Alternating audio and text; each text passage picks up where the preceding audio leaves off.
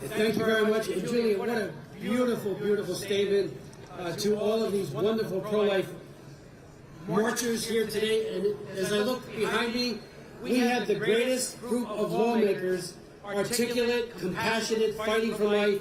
So please give another round of applause for these members. Special thanks to the March for Life and Judy Mancini for providing this amazing opportunity to again rally to protect women and babies from the violence of abortion. We meet this year with fresh hope and heightened expectation that by at least affirming the Mississippi pro-life law, and perhaps going even further with Texas, the Supreme Court may soon take a powerful step towards inclusion, justice, and respect for the weakest and most vulnerable.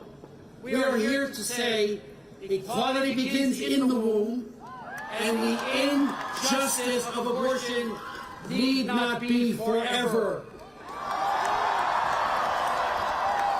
Today, after decades of noble struggle and sacrifice, we are hopeful that government-sanctioned violence against children and the exploitation of women by abortion is nearing an end. Although, in a very real way, the struggle to defend innocent human life now enters a critically important new phase.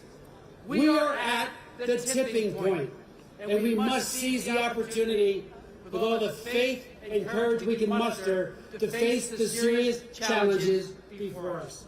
Today, President Biden has weaponized the entire federal bureaucracy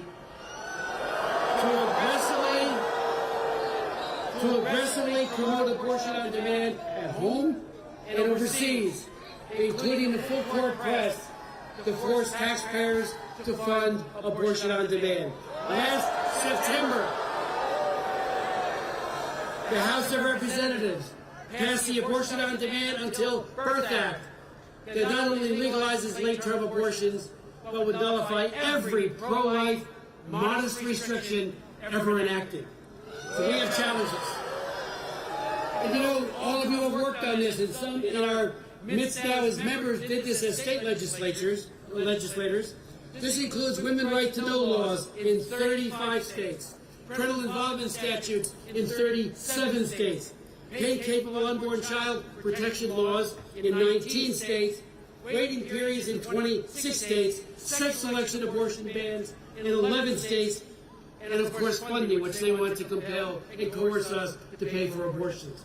For decades, my friends, and I know you know this, right up to this very moment, abortion supporters defend the indefensible with solid resolve, which begs the question, why does dismembering a child with sharp knives, pulverizing a child with powerful suction devices, or chemically poisoning a baby with any number of toxic chemicals fails to elicit so much as a scintilla of empathy or compassion from the so-called pro-choice crowd? Medical research, as you all know, now is finding that unborn children feel pain at 15 weeks gestational age, and maybe even earlier. And thanks to ultrasound, the babies are far more visible than ever before.